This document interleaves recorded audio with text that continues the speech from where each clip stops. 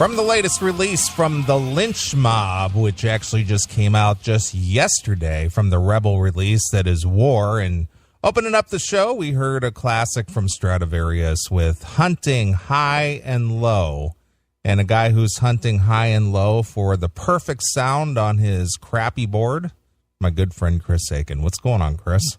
Well, we'll try it this week and see what we got. How do I sound? You sound fine. Look, I got the laptop that usually sounds good from at home that's been replaced by the new computer. Right. So I have the laptop here, and I have the old board that always worked with that laptop. So I assume we're good. And you are. Perfect. All right, excellent. Well, you're in Studio D again tonight? I am still in the Berg. You were there last Saturday, then you went home for a while, now you're back there again. Yeah, I came back out here yesterday, and I am leaving tomorrow. All right. Just a quick little weekend jump, and then I'll be home for a day or two, maybe 3, and then I'll be back in Pittsburgh. I hope you're getting remunerated for all this traveling and being away from home, and you know. Yeah, the money's just rolling in. I'm sure it is. I'm sure it is. I'm getting very wealthy very fast. Right. You actually can just bump your mic just a touch. All right. You can turn the gain just maybe like a half of a step. How's that? Is that better? Yeah, much better. Nice and crisp and loud. Awesome. I am here. All right, excellent. All right, well, we are back here on the Classic Metal Show. Are you going to be with us the entire evening? I hope so. I took a little nap. I set this stuff up about 6:30, took a little nap, got up at 8:30. I should make it, I would hope. All right. Well, I know you crapped out on us about a half hour before the show was over last week, and I had nothing. I entertained the fans for almost 2 hours with just music and requests. I saw that. Look at you go. I know. I was doing the old CMS style, and people hung out with me in the chat room for a couple hours, and I played songs and played a bunch of stuff you don't get to hear too often, and people were digging it. Did AOR Rocks hate you for stealing his thunder? No, actually, I think he was digging being a participant to sit back and listen.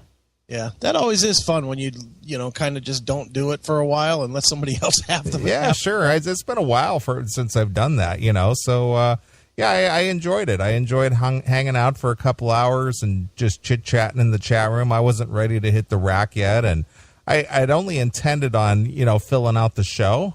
Yeah. But then once I got going, I was just like, you know what, fuck, I haven't heard this song in a while, or man, I'm going to play that song, and one thing led to another, and before I knew it, 2 hours flew by. Yeah, well, I apologize for my missing that last hour and a half, whatever it was. Dude, I had nothing. You heard it in the last set of stories. I was just like, yeah. I'm surprised you didn't fall asleep right on the board. Dude, I was trying my damnedest. I literally at one point was standing up just so I wouldn't fall asleep. I was like, you remember when you were in like grade school or whatever, and you'd be falling asleep and a teacher made you stand up? Yeah. That was what I was reduced to, and I was weaving and bobbing. I literally had my hands on the desk, and I was just holding the desk standing up because I was going to fall asleep. I had too long of a day, too long of a week last week. And, today's been a lot more smooth, and this whole weekend has been a lot more smooth, other than my stupid foot acting up again. What, did it pop out again? It didn't pop all the way out, but it's sore. Oh, I see.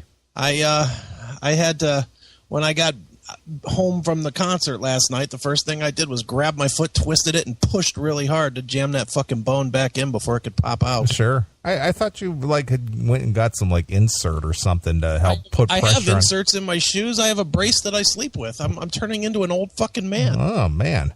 Dude, I'm going to have to go get it. I mean, I already know this. I have to go get a pin put in it. And I've dodged it for years now, but it's getting to the point where it's just going to have to be time to go get the fucking bolt put into my foot. Frankenfoot, exactly. Bolt foot. Got to bolt my foot on. That's right. I'll have the little knob on the side so I can make it tighter or looser depending on what I'm doing. Sure. Hey, Chris, you want to go to a Social Distortion concert? Well, let me go bolt my foot on. Let me go tighten that shit up. Nice. Well, sounds like fun. Yeah, can't wait for that fun. Not. And then I understand earlier in the week that you went out and got totally obliterated. Wow, in a record fast time, man. On Tuesday, I'll go back a day, but on Monday, my friend Scotty was having his midlife crisis thing that all friends have at this age. And what age would that be? He's 42. You know what? I gotta think about this. I passed that age. I don't think I went through a midlife crisis. Yeah, but you're going through it now by banging a 10-year-old. Okay. You know, young woman, fast car. I've always had fast cars, dude. No, you know, I'm going to say most. I'm going to say most people between 40 and 55 somewhere. Yeah. Have that moment where they're like, I didn't get to do everything I wanted to do. See, that's the thing. I did. Yeah, well, see, that's how I feel too. Is for the most part, I've, my brother's big on the bucket list thing. Sure. And he asked me at some point, what's left on my bucket list. I was like, nothing. There's nothing else I really want to do. Right. And he's like, well, you got to make a new list then. I'm like, for what? Well, so I can feel let down at the end? Yeah. I did it. I let life come to me, shit happens the way it's supposed to happen. That's the way I look at it. Well, I mean, like most people, I definitely had things that I wanted to do, but I've done them.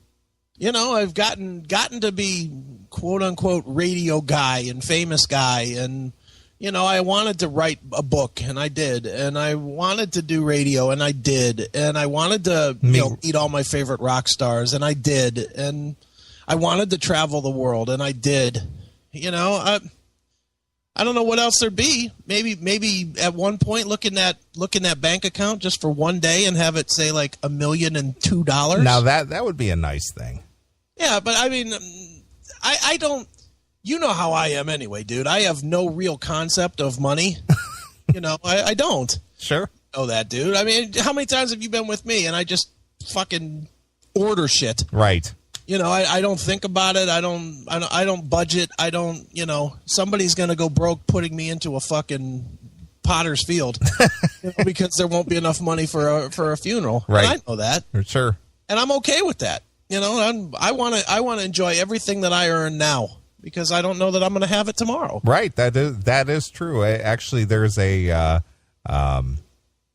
I know you're somewhat familiar with the Bible, but in Ecclesiastes, there's a verse in there that says, man can't come back and enjoy what they work for, so let them enjoy it today.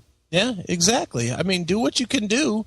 I know a lot of people. Gene Simmons in the classic metal world is considered that guy that, earns, and everybody says, oh, I wish I could make as much money as Gene Simmons and this and that. Man, I'd like to have that much money, but there's no way I could ever have it. Right. Because I could never sit on it like he does. Sure. I'd be fucking doing every crazy fucking stupid thing ever.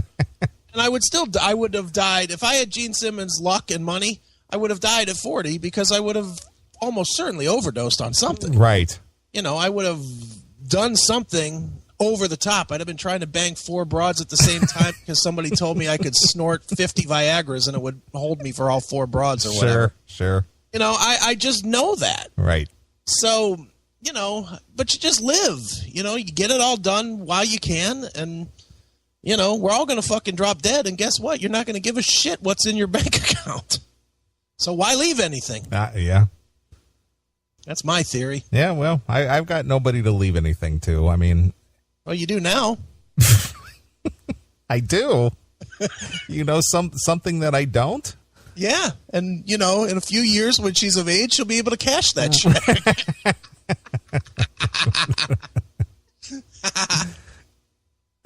Well, okay, then.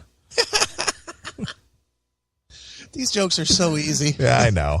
I am really fucking... These aren't low-hanging fruit. This is fucking like an apple that fell on the ground. Sure. It's just easy to kick it. Just kick it like a soccer ball. So simple. Yep.